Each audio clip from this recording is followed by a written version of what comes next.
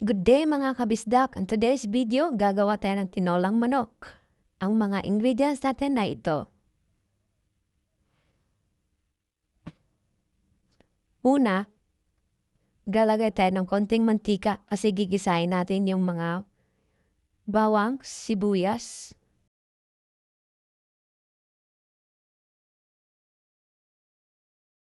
ginger o luya.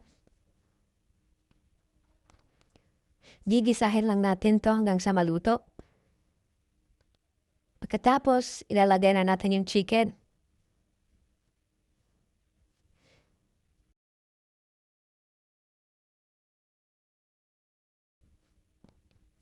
Medyo marami pala yung chicken na nilagay namin kasi marami din yung kakain dito sa bahay. Bale, dalawang whole chicken pala to.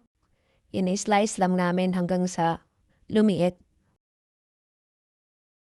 Tapos takpan. After 10 minutes, medyo luto na yung manok natin.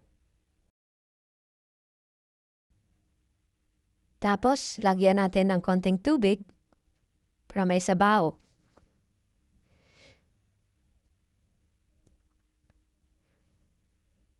Tapos, pakukuluin. Katapos niyan, lagyan natin ng lemongrass o tinatawag nating tanglad.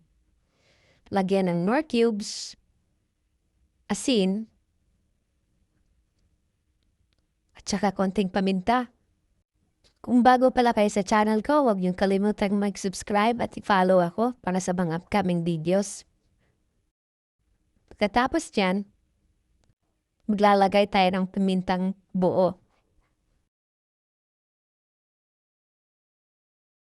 Katapos niyan, ilalagay na natin yung sayote.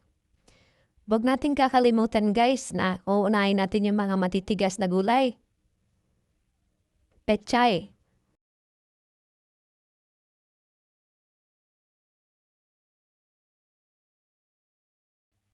Paghaluin lang natin to hanggang sa maluto.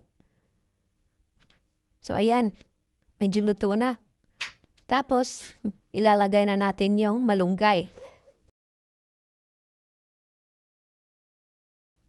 Bale, ito palang malunggay guys, nabili namin to sa Asian store. Tapos, yung dahon ng pechay. Tapos, pakukuluin ulit. Kuri-kuring tam-tong-tong, kuri-kuring tam-tong-tong, shalalala. Ayan, luto na yung tinolang manok natin. Kainan na! Sa mga bago sa channel ko, don't forget to subscribe and click the notification bell para lagi kang updated sa mga susunod na video ko. Maraming salamat po!